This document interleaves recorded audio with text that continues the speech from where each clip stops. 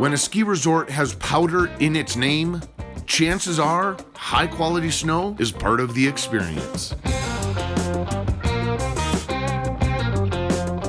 Tucked away among the Northwoods peaks of the western Upper Peninsula, Big Powderhorn is home to 45 downhill trails with 250 skiable acres that are blanketed with more than 200 inches of lake-effect snow each winter.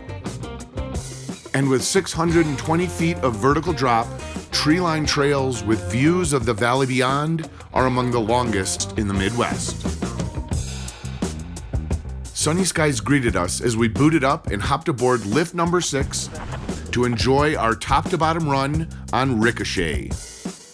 With an early start on a beautiful morning, crisp rows of corduroy made for a smooth entry, and the wide-open upper section offered room to roam while enjoying the view. As Ricochet bears left, a slight increase in pitch allows for a bit more speed. The run also narrows slightly here, calling for tighter turns before bending further to the left into some of the fun rolling terrain on your way back to the base area.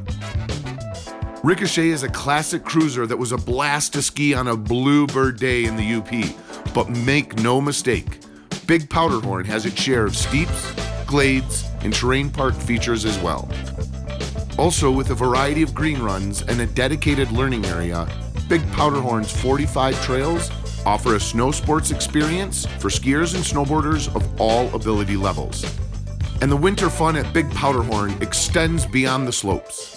The resort's western UP location offers easy access to snowshoeing, cross-country skiing, and snowmobiling trails that are snow-covered and ready to explore throughout the winter.